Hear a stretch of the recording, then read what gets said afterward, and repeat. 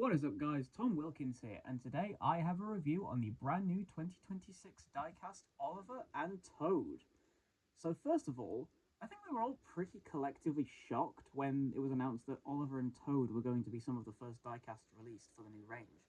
I mean, not only does that imply that they're in the new show, which is amazing, and they're getting new designs, especially for Toad, but it also means that they are reintroducing a bunch of characters that haven't been relevant in the show in these guys' case, they haven't appeared in 6 years since Series 24, and they haven't been relevant and done anything important since 2016. So it's pretty amazing that they chose these guys to be some of the first ones to be released. So yeah, I'm very curious to see how these guys are going to stack up. So without further ado, I think we'll have a quick look at the new renders because they've both got brown eyes, and Oliver seems to just be using his CGI render from the original show. But Toad is definitely the more interesting design here, so I'm very curious to take a look at these guys. So, without further ado, let's just go ahead and get them open. Now, like all of these guys that I bought, these came off of Tootly Thomas. You are able to find these in Smith's now, and I was able to get a duplicate copy of these guys to keep in the box, because I do want to hang these all up at some point. So, there we go, we've managed to get them out of the box, and let's have a look. So here is our Great Western duo, Oliver and Toad. I'm very impressed with these guys on first impressions. They look amazing. First thing I noticed, I'm just going to point this out now, that I haven't seen anyone else mention, and you might not be able to see it on camera, so I apologise.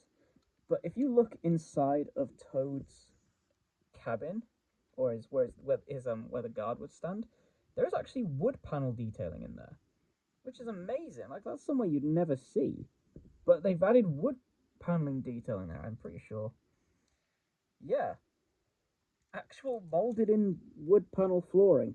That's amazing. I mean, it's not coloured, obviously, but that's amazing for a detail you're never going to see on these toys if you're a kid. I mean, I wouldn't have noticed that. You know what? Let's take a look at Toad first, actually.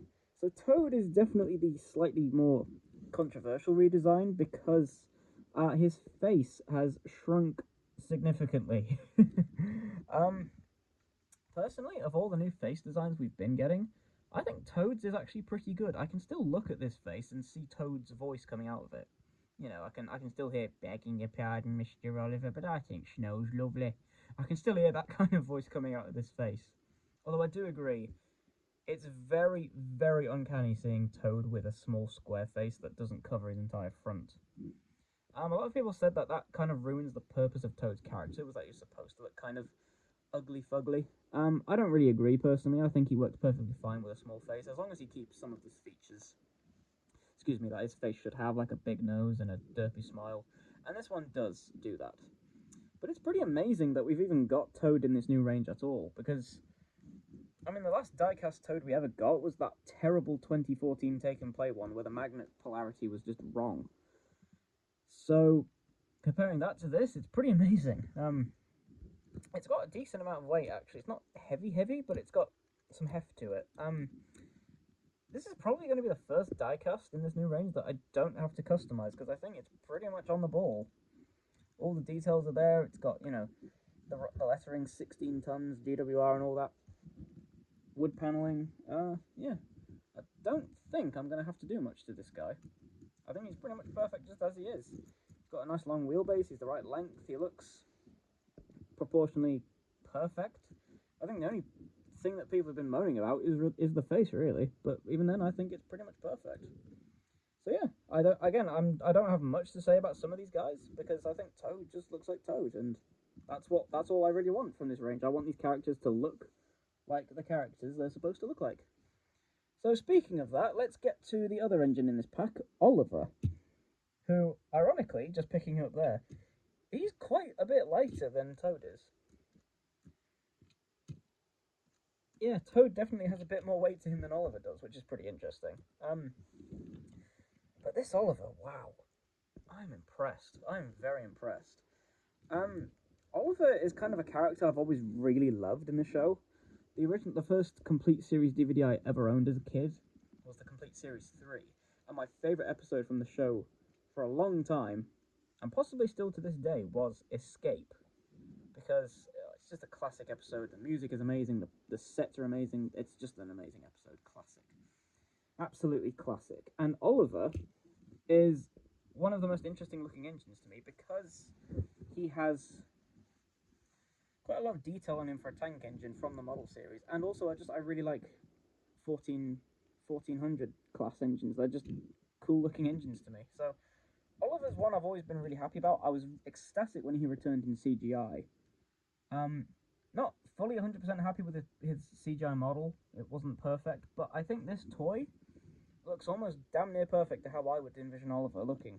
He's got a nice big funnel, which maybe it's a bit too big for this model, comparing like how tall it is compared to the cab. It does come up quite a bit higher than I would like, but I mean, considering the size of funnels we've been getting in previous ranges, but they only come up to like a third of the height, that's like, it's either this or go back to that, so I'd rather have this.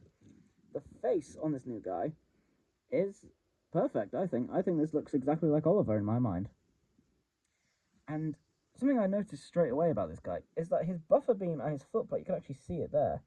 They have actually molded it so that they look like they're separate pieces, because on his CGI model, it might be a bit hard to see now that I've opened the box, but on his CGI model, his footplate and the buffer beam were actually separated, and like you could see the seam line, and you can see that on this new toy. It's not painted, unfortunately, which I will amend, but it's amazing that like that detail's even there, and you can feel the ridge.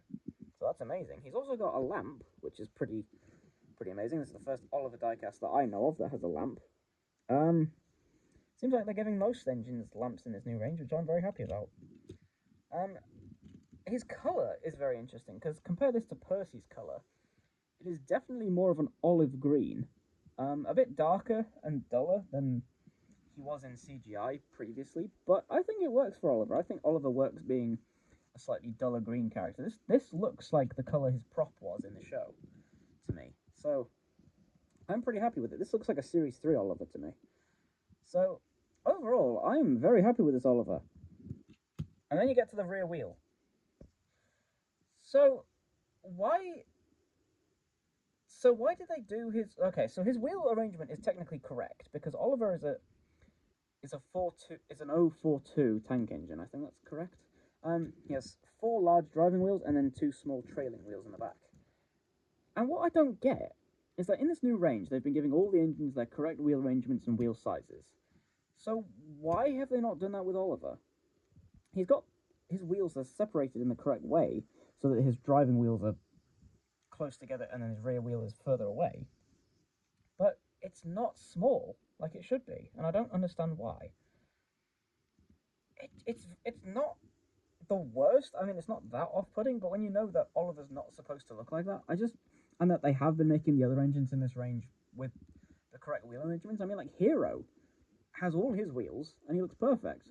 Gordon and Henry have all their wheels, and then Oliver has all his wheels, but they're the wrong size in the back. I don't understand that, and I find that a bit inexcusable, to be honest, because if you can give us a perfect Hero, why can't you give us a perfect Oliver? You know, everyone knows Oliver has small wheels in the back.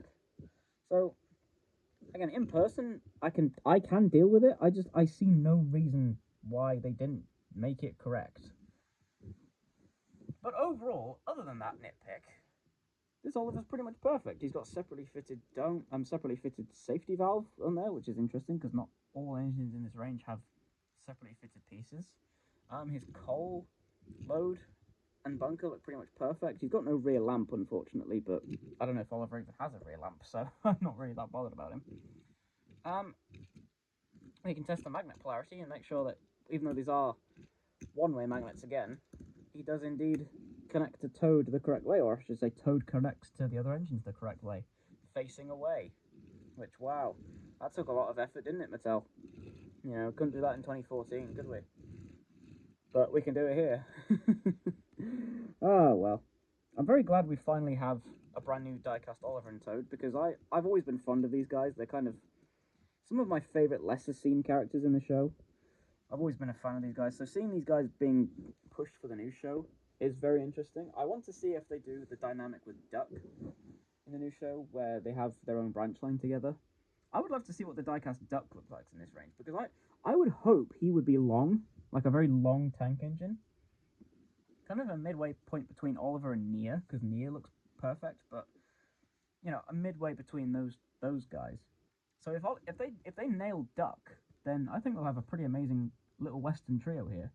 But yeah, in terms of Oliver and Toad right now, I think these guys are amazing. Only nitpick is the small wheel that they haven't given Oliver. For me, I mean, again, people are complaining about Toad's face, but I have no complaints about it really. It looks fine to me. So yeah, it goes without saying, if you see these guys in the shop, please pick them up, because I really like these guys, and I'm very excited to paint Oliver up and get him touched up a bit. But again, as these guys are, they've got amazing molded detailing, amazing printed detailing, amazing coloring, decent faces in my opinion, but I know not everyone agrees. Yeah, you see these guys, just go out and pick them up. I think these guys might be popular. I think Oliver and Toad to this day are still fairly popular characters. So I think these guys are going to be popular. So if you see these guys, snatch them up. Anyway, that's all I have to say today. So I'll see you guys in the next review. And thank you very much for watching. Bye.